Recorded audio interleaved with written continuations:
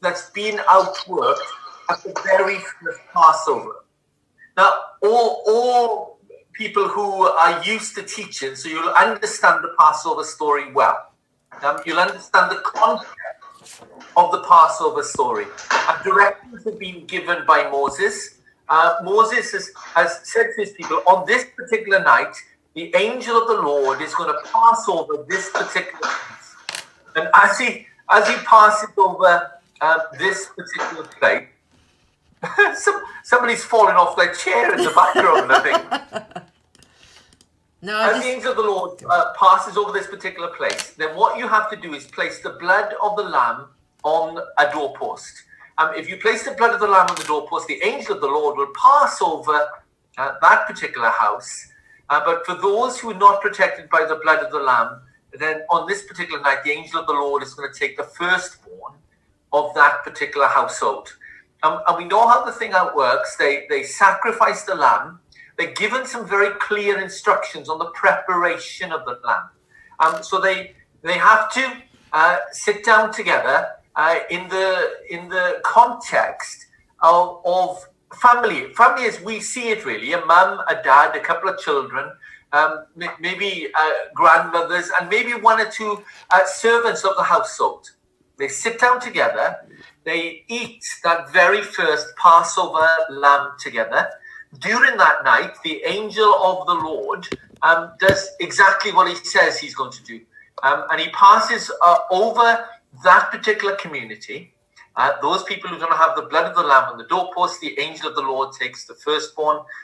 They wake up in the morning. There's all sorts of mayhem that takes place.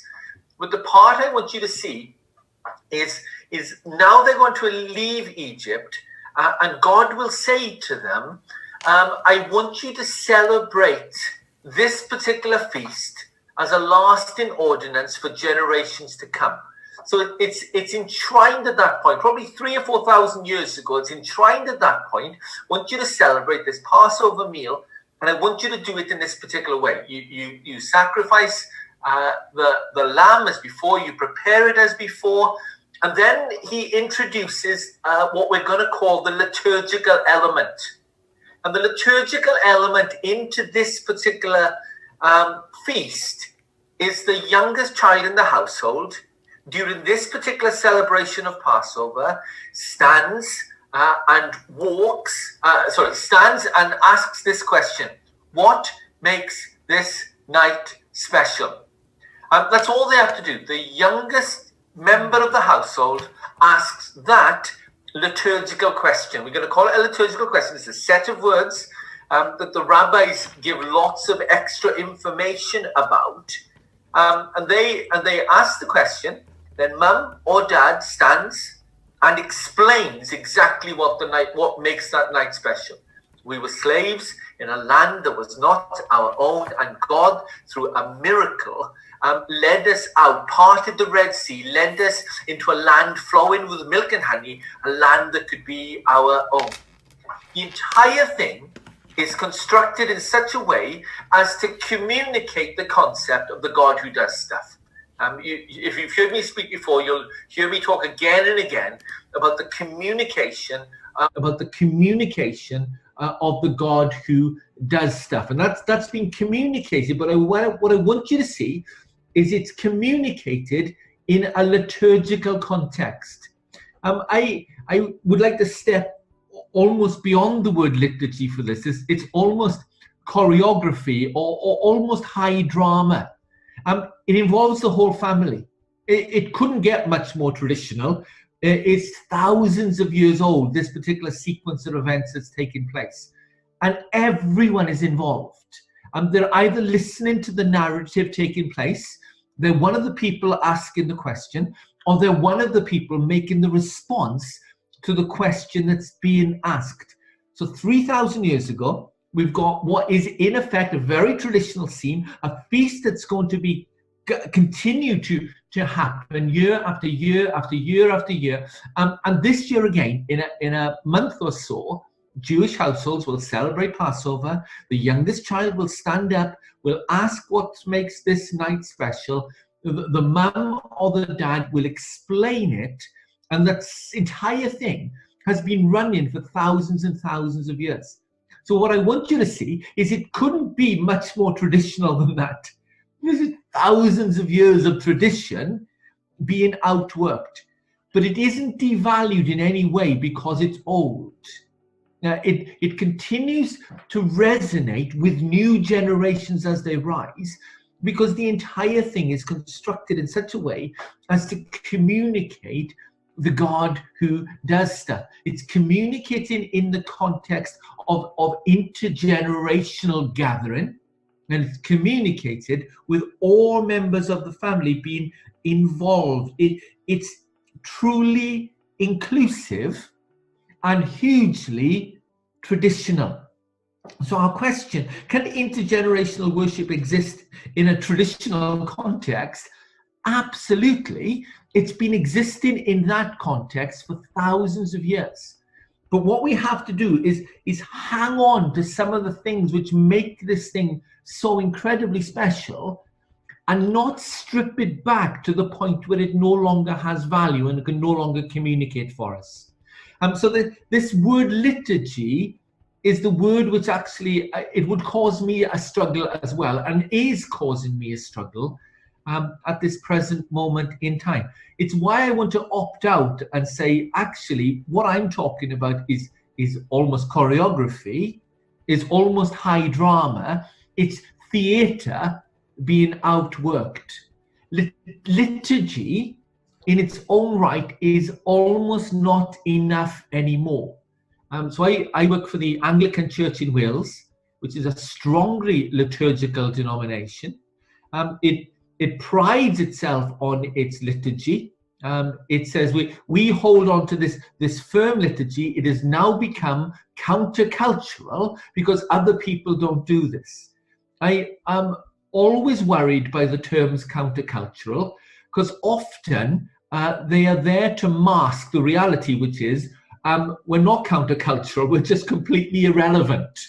And we just use the wrong words to try and camouflage what's actually taking place. And so we have a strongly liturgical tradition that sees itself as countercultural because society isn't quite doing it that way anymore.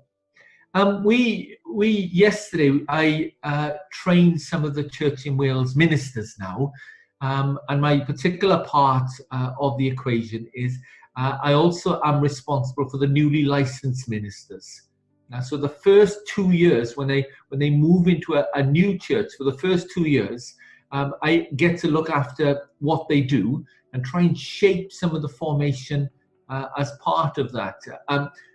That's combined with another role I have for the development of children and youth work across Wales as well. But trying to get across to them that actually not all things that have been done for thousands of years are relevant and worthwhile now. And of course, when it comes to liturgy, it's not a product of thousands of years. It's the product of the Enlightenment. It's the product of Thomas Cranmer. It's the product of the Book of Common Prayer. And all those things which lots of traditional denominations have built their framework upon. But it's important to recognize when he was writing. When Robert Raikes came to form the Sunday schools, there was a strong emphasis on liturgy, strong emphasis on words. His catechisms were very strong in terms of liturgy.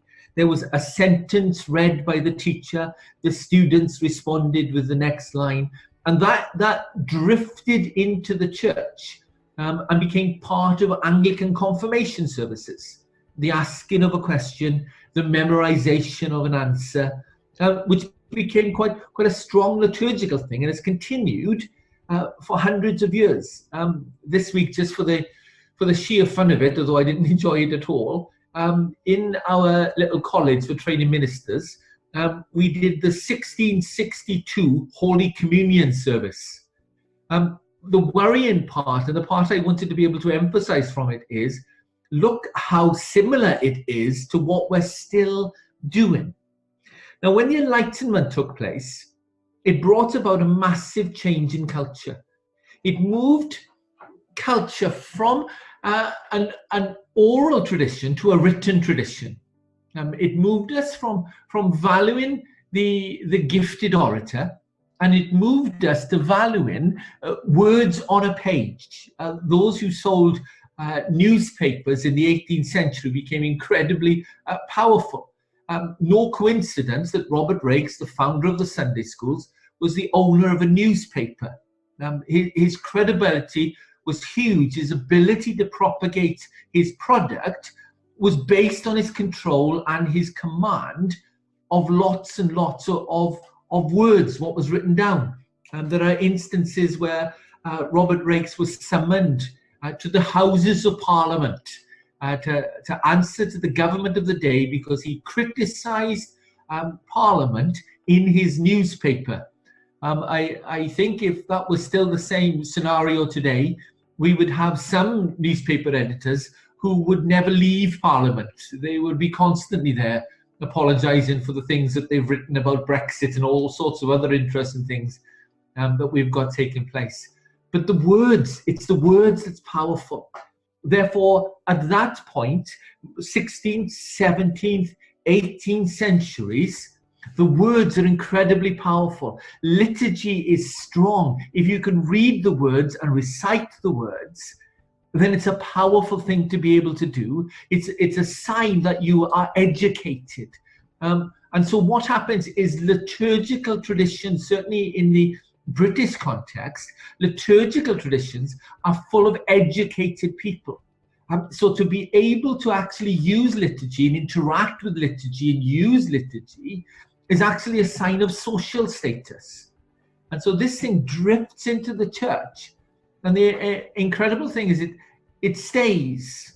Now what happens is, in terms of culture, modernism peaks as a result of the Enlightenment. The written word becomes incredibly important. Everybody owns books. Bibles are printed in huge numbers. And modernism peaks. And modernism peaks probably in the mid-1800s. So an awfully long time ago now, modernism peaks. And from its peak, it then begins to descend. So the onset of this strange, weird thing that we're terming postmodern begins around about 1850. It's really not a new idea. And the whole concept of postmodernism means we're no longer in modernism, but of course we don't know how to label this thing, so we'll call it postmodern. And the crazy people are now talking about postmodern. Well, I just think they would get a little bit more creative with their terms, would be a little bit more useful. But it's really quite difficult to recognize the culture that you swim in. So we can look back and say that's when modernism began, that's when modernism ended. But what we can't do is that same thing with postmodern, because that's the stuff we're swimming in now. And the clever philosopher statement, we don't know who discovered the water, but it probably wasn't fish. So it's very, very hard to recognize the stuff that you actually swim in.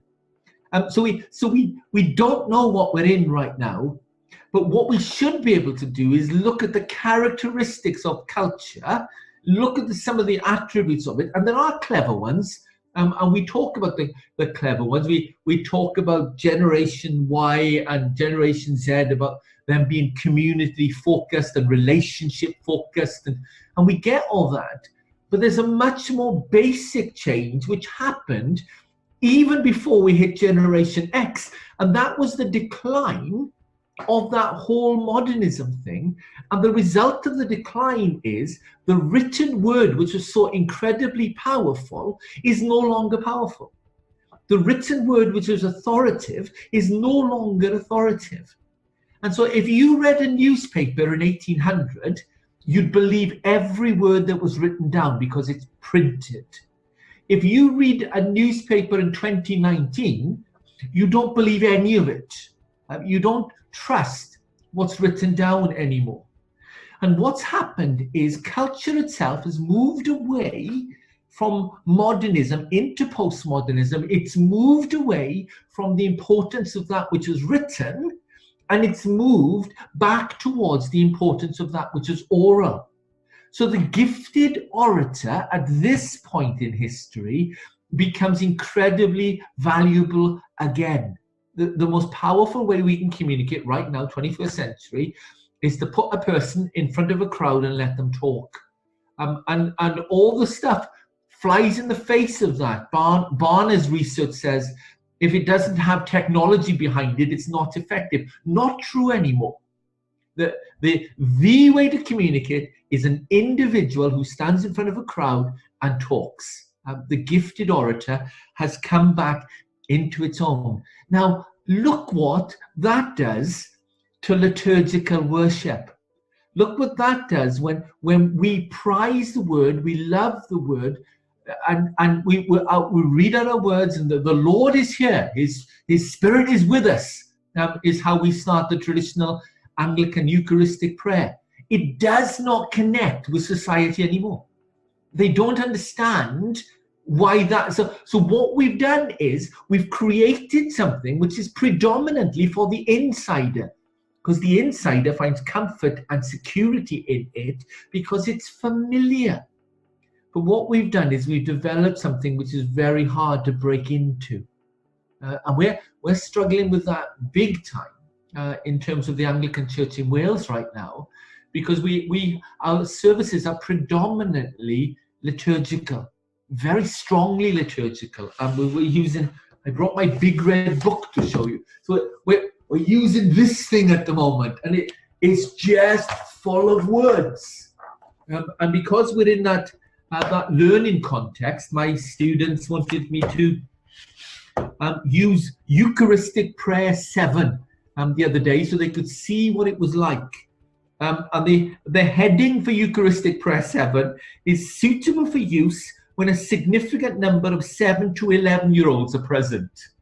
So we've created a service which is packed full of words, which is designed for 7 to 11-year-olds, which is longer than the adult version. So I did it for them, and in my reflection back to them afterwards, I said to them, I've never had to use a Eucharistic prayer written by demons before, because this is clearly from hell. My feedback's usually honest and upfront, and good for them to hear, but it's words, tons and tons of words, and that's not connecting.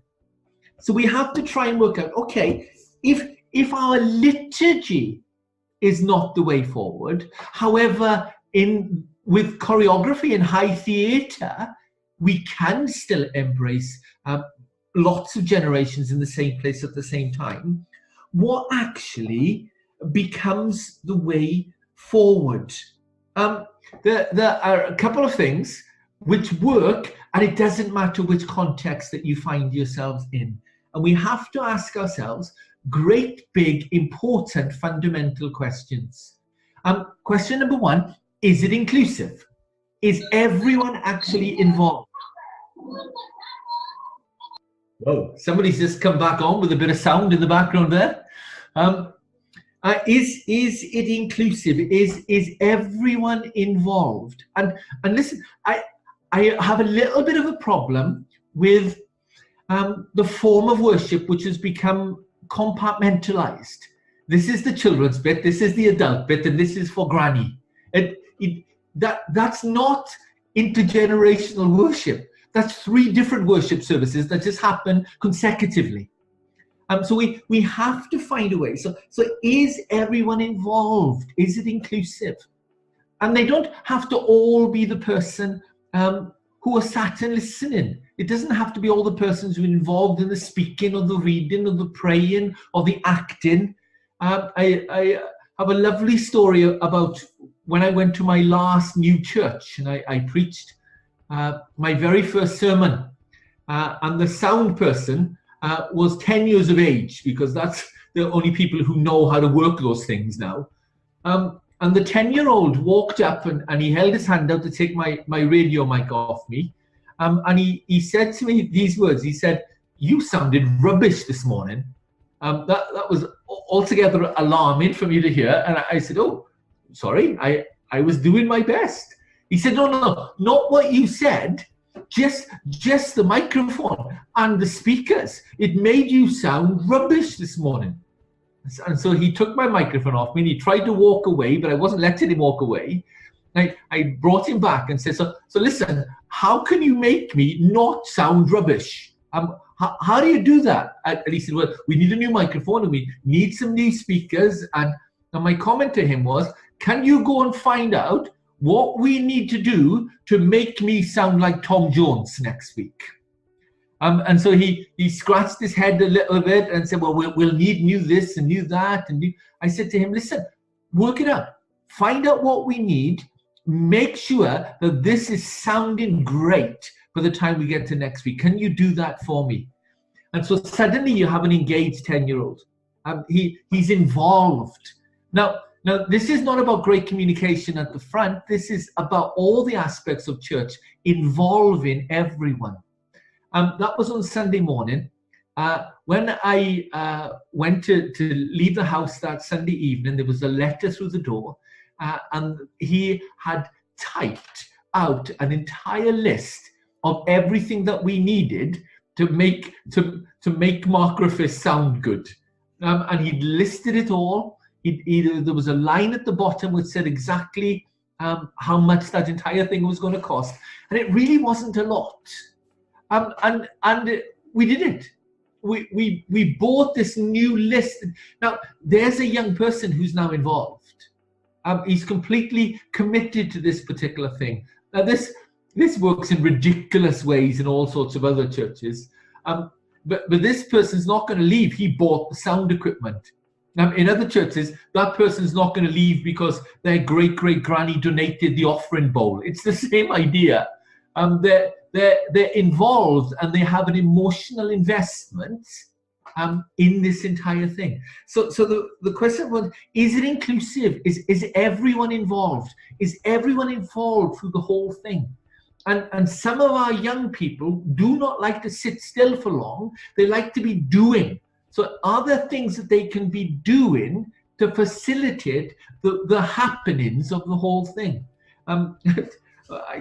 Those of you who know me, I also am not very good at sitting still for very long. So I also need to find things to do. So I completely understand those who are the kinetic learners and you just can't cope with sitting there for too long. So we have to ask ourselves the question, is it inclusive?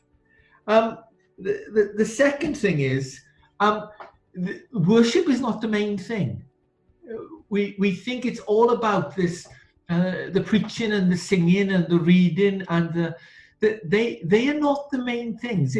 If we've made them the main things, we've become a slave to the institutionalization of church, and we kind of have to strip those things back. So really, it's not about the style of worship, whether we're singing Charles Wesley hymns or we're singing Bethel worship. It's not about either of those two things. It's actually about something far deeper than that. It's actually about that sense of belonging that I have in this particular community, in this particular place. So words like community and belonging become far more significant and far more important than the style and the mechanisms of our worship which is taking place. You'll not be that tuned into this, but I lived in England for 30 years, but I'm actually from about 25 miles north of where I am now in Cardiff. So I grew up in a Welsh valley. And my Welsh Valley is a wonderful place. Post-industrial, I grew up with a very large coal mine in the back garden, not far from the back garden actually, maybe 100 meters from the back garden, and a very close-knit community, which does strange and bizarre things to this day. So the street that I grew up in, my dad still lives there. My sister bought the house next door to my dad. I have cousins who moved in across the street. And the rest of the street, somebody popping in, the rest of the street is also made up of the very first person who lived there and all her children who then had their children. So not a lot of actual different families. In that particular area, I still to this day have 46 cousins. So it's all very intermingled, all very interwoven. But it does community hugely well, and Welsh Valleys do community hugely well. But what I want you to see is the nature of the way that it does community. So when things don't go so well for me, I can escape back to my little Welsh Valley. I can go back there and I can belong. I get to belong. Not because of anything I've done. So in my little Welsh Valley, my PhD means absolutely nothing at all. My books mean nothing at all. My reverend status means nothing at all. In fact, I still don't really have a name in that little Welsh Valley. I am Martin's boy. They know me as Martin's boy. I think I might get a name when my dad dies. But until that point, I'll just be his son in that particular place. When I go back there, it's the most extraordinary thing. I went to the pub with my dad, and on my visit to the pub with my dad wanted to refresh my memory about all the people that I'm supposed to know. And he said, that's Craig, you went to school with Craig, and that's Donna, she's now married to Craig. And then Donna shakes her head and my dad says, oh, not married to Craig, okay, just living with Craig. And then he moves around the room and he says, okay, this is Tina, and Tina is married to the drug dealer. You know the drug dealer. And I'm looking horrified at that point. And he says, oh, no, it's okay, because he doesn't sell his drugs around here. And so that was the rationale for that being okay. But the reality was, whether he was the person who was living with Donna, or whether he was the person who was the drug dealer, everybody got to belong, because not because of what they'd done, but simply because of who they are. And it's curious that the most recent research says the number one reason a person will join a new church community is not the quality of the preaching, it's not how great the worship is, it's not even how wonderful our work with children and young people is. The number one reason a person will join a new community is the quality of the welcome. So it's all about, does this person feel welcome in this particular place? And if they feel welcome in that particular place, the other things become subservient to that whole thing. Let me pause a second. Can you ask Elliot not to put the internet on? It's just flashed up here. I think somebody. Oh, okay, no worries. If you can still hear me, please nod. My computer just flashed up an internet warning. Oh, we're all okay. Wonderful. So the quality of belonging becomes more important than anything else. And the quality of belonging is more important than which songs we choose to sing. The quality of belonging becomes more important than how great is the preacher at the front. So everyone needs to belong. Now, please hear, therefore, if you run the sort of church service which pulls the children out at the start so they never set foot in the main worship space, how therefore can they ever establish a sense of belonging to that particular place? And if they do establish a sense of belonging to that particular place, that sense of belonging will override everything else and become more important than everything else. So we have to establish that sense of belonging. We were at a worship service last week, me and my 16-year-old Elliot, and it really wasn't the most inspiring worship in the entire world. And at one point, he nudged me and said to me, "Have they never heard of Joel Houston here?" We laughed. They never had. But he puts up with the service because they embrace him and there's a sense of belonging. So the fact that they make him feel as part of that place is more important than the fact that they haven't managed to sing a song that was written more recently than 1903. So that manages to get past that part. So we have to think that. The third part in this is it real? Is what we're trying to do authentic? Or is it a performance piece? Are we just trying to put on a show? So that whole thing about is it real becomes so incredibly important. And you can see it. So I have a bunch of students who are practicing to lead worship.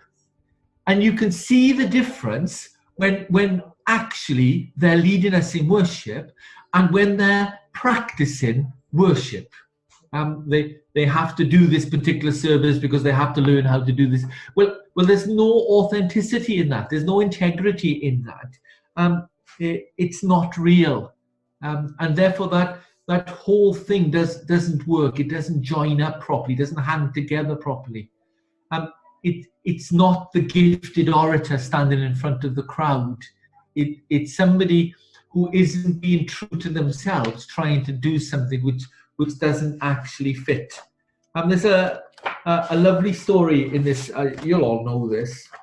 There's a lovely story about the whole being real thing, and the being real thing is incredibly important as we try and rebuild.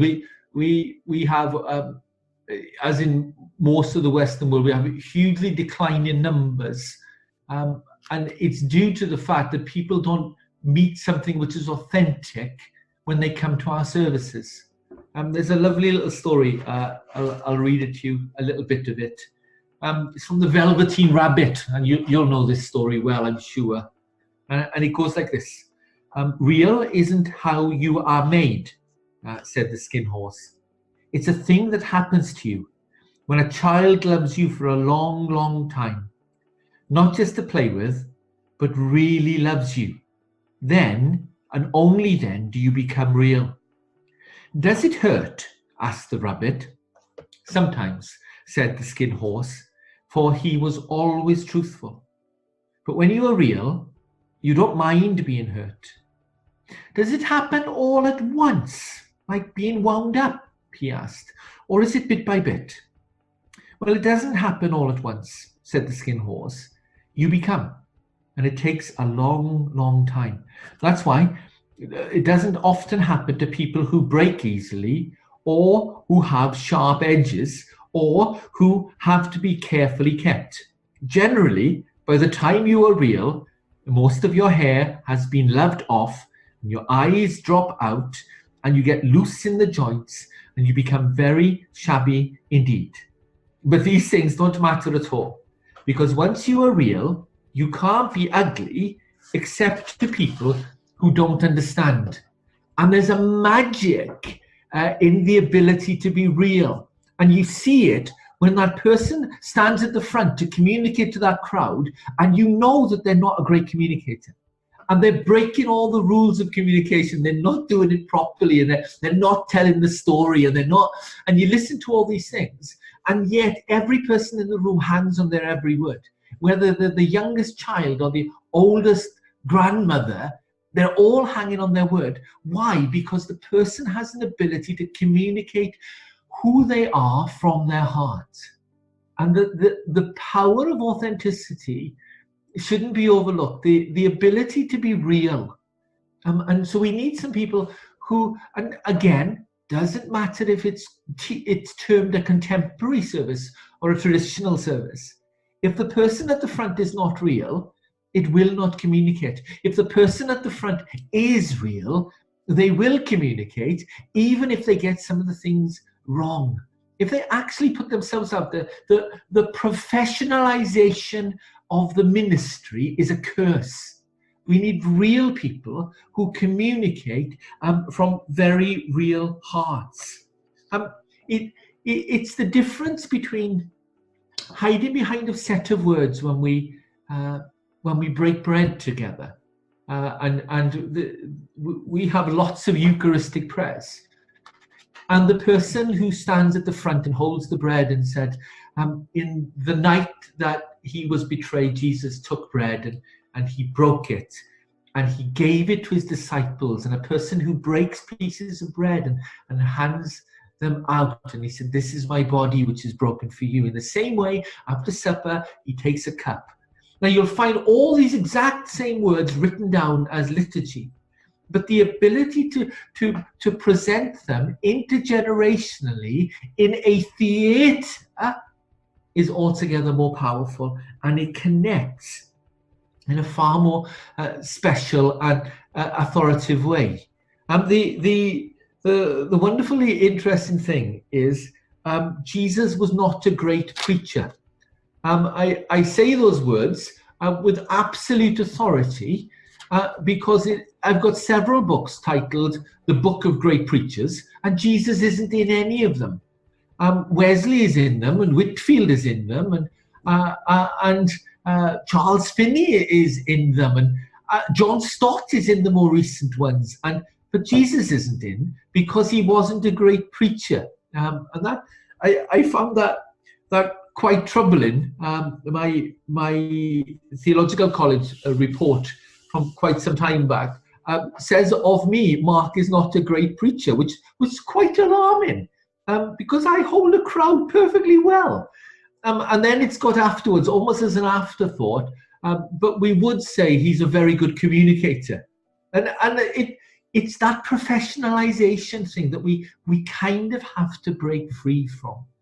So the ability of the person who can stand at the front and not aim to be the great preacher in that traditional sense. And Britain still has a lot of those sorts of churches where it's very well polished, preach on a particular Sunday morning using a very ancient formula of introduction and 3 points and a conclusion. And you know how this goes. And the great preacher stands and says they're going to talk about love, and there are 3 Greek words for love, and they begin to explain their Greek words for love, but nobody's listening, and that's the opposite of intergenerational. That's no generational. Nobody at all is listening to what's actually being said. Why? Because this is the 21st century. You got an introduction which told you 3 Greek words, and that's enough for you, thank you. Because it's just not interesting for adults, let alone anybody else. And I think we may just be missing that particular twist in this tale. In our desire to try and work out what's intergenerational, I think we might have overlooked the fact that the adult at the front talking to the adults in front of them is also not communicating. So that single generation are not listening to the person at the front either. So it's a whole new set of skills and tricks and abilities. Jesus wants to talk about love. This is Jesus, the not very good preacher, wants to talk about love and says, a certain man's traveling from Jerusalem to Jericho when he falls into the hands of thieves and robbers. And everyone in the crowd is with him. And they go, well, that was going to happen, wasn't it? If you walk on that road from Jerusalem to Jericho, he was bound to end up in trouble. Why on earth did he go that way? And all those listeners, and they stripped him of his clothes. And they go, oh, because they know if you take away somebody's clothes, you take away their identity. You don't know now whether they're a Jew or an Arab or a Samaritan. They don't know. They've taken away their identity. But the listeners to Jesus' story are actually picking up on the subtle little nuances that he's placed inside his story. The priest comes by, sees the man, walks by on the other side of the road. The crowd are laughing so much they're crying. Why? Because they know it's a single path leading from Jerusalem to Jericho. So cross by on the other side of the road is like a scene from Roadrunner and Wile E. Coyote, where the rock has disappeared, and then Wile E. Coyote realizes the rock is gone and then falls straight down. It's that kind of scenario that Jesus is painting. The priest crosses over onto thin air and whoosh, disappears. It's really funny. Jesus is rather brilliant at this. He's never going to get into the book of great communicators, but he is rather brilliant at this. So it's important to recognize how being real in front of the intergenerational crowd is. And then it doesn't matter about the style of worship. It's almost an irrelevant question. Style of worship, it's got nothing to do with anything. And so I've got to talk in lots of different flavors of church. It doesn't matter. It's the other things which are making the thing work.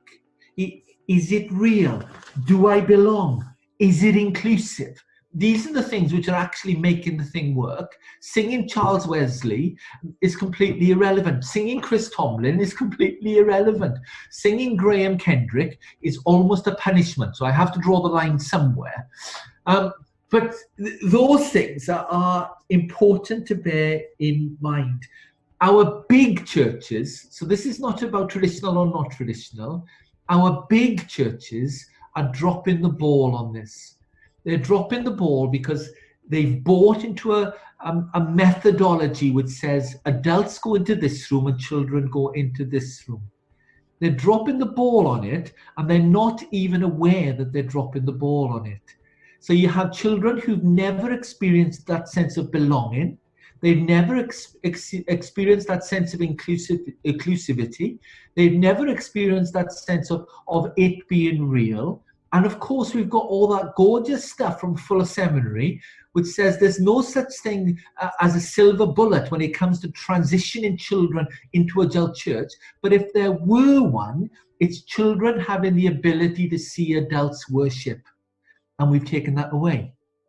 The problem with our larger churches, certainly I can only speak about our context, the problem with the larger churches is they don't even notice it's a problem, because they've always got 200 children in their children's ministry. But what they're not recognizing is it's 200 different children every 3 years, and the ones who leave the children's ministry don't go anywhere else. They never transition. But while it's always looking like big church, then they never are concerned or worried about the thing. And what we have is large numbers who've never seen an adult worship. They've never connected with Jesus themselves. They have a vicarious relationship with Jesus lived out through somebody else. And they never have the ability to engage. And we lose them. And they drift away. And the story across the world is of us not being able to do the transition well. But we don't do the transition because we don't make it easy. Now, the difficulty is big church looks like successful church. And when you buy into the model that says big church is successful church, and then you hear the explanation, well, we'd never be able to get all the children and the adults in together, would we? And of course, the thought of getting a bigger space hasn't occurred to them, or splitting their service in two hasn't occurred to them. Their way of doing it is therefore to carve out adults and children. That buys into the problem. And our difficulty is, actually our smaller churches are far more effective at this, but we don't think they're successful because they're not big churches. And we have to rethink that whole way of working. And we've got some really sad situations at the moment where some of our leaders of our very large churches are saying, why don't my own children want to come anymore? Well, it's not a case of want them to come anymore. They've never been into the thing that they call the main worship centre. They've never set foot in there. So we've never had the opportunity to equip them for all the stages which come next. And they've never had an opportunity to see their parents worship, even though their parents are the leaders of the church. So it's a tragic scenario, except we think these particular leaders, this is why everyone's surprised, because these particular leaders are the heroes because they lead one of the largest churches. But if you run a model which works that other way, it gets problematic. And maybe, and this is wild, maybe we have to think, actually, there is a size that our churches shouldn't be beyond before we plant another one. There is a size in which we can do belonging, we can do authenticity, we can do real. And when we stretch beyond that particular thing, maybe it breaks. And therefore, some of our gorgeous churches, certainly in the Church of Wales, are the ones that will have 9 old people up on a hill somewhere, and 2 or 3 young people have wandered in. And what they've discovered is they don't really like the songs, but they've found the most embracing community you can imagine. And some of our best ministers have come through scenarios like that. Nothing dynamic about the church, nothing great about the church, but they've embraced them. These spiritual parents have done their job so well that they come out the other side as gold. Now we're never listing them as great churches. They have a dozen old people on a hill, but when they do their job, they do it really well. So I think we might have been tapping into the wrong value system. And we may need to think through that whole thing. Boys and girls will cope perfectly well with singing "All for 1,000 Tongues to Sing." They will cope with that, and that great grandmother will cope perfectly well with "Our God is a great big God." It's not about worship styles. It is sometimes about communication, but not in the sense of how is it possible to communicate to everybody? Because of course, Jesus, the not very good preacher, was able to communicate to the very old grandmother or grandfather, to the new couple, to the little boy who wanders up and said, "I've got a fish and a couple of loaves. Is that going to work?" And so he can do the whole thing. So there isn't a problem with that either. But we just have to rethink our value system. And we have to, I think, rethink the whole thing. I think our ecclesiology at this point in the 21st century is completely up for grabs. And I tell my students now, if you would strip the whole thing back, please tell me that Jesus didn't break into time and space, live a sinless life, die an horrific death, resurrect from the dead, ascended and sits at the right hand of the Father, so that we could sit on a pew on Sunday morning. Please tell me it wasn't about that. And I just cannot believe that the whole thing was about the development of an institution. And I think it, and when I ask them that, it takes them ages to work out what the thing was actually for. They scratch their heads and they wonder, and they get a little bit upset by the fact that there's not a lot of records of any of the disciples singing Graham Kendrick songs, for obvious reasons. And there's none, it's not there. And so eventually they get to the point and they say, it's about making disciples, isn't it? And I go, Eureka. It is. And therefore, if we actually work it the other way around, is what we have the best way to make disciples? We've got this great big church and it's got 800 people in, and it's got 500 children in, it's got 300 young people in. And is it making disciples? Because that's the thing that we're supposed to be doing. Is that the machine that we want to use to make disciples? Well, actually, it's not doing it. It's typically gathering people who were already in. It's providing very nice services for the insider, but it's not missional, it's not evangelistic, it's not about the transformation of all human life under God, and it's not making disciples. So we've got to ask ourselves the big questions at that point. Is the whole thing up for grabs? So your initial question, which I mentioned about 3.5 hours ago, it feels, can intergenerational worship exist in a more liturgical, traditional version of church? Actually, I want to reevaluate our entire concept of church. I'm not worried about our preaching because that's not why your people are joining. And I'm not worried about the style of worship because that's not why people are coming. If somebody would unpick it, actually, the quality of the coffee and the availability of donuts has more to do with attendance than the actual worship set that morning. And I know that's horrific to hear, but it is the reality. So people are joining because they want to belong. I have definitely stopped now because that's enough talking from me. Is that okay?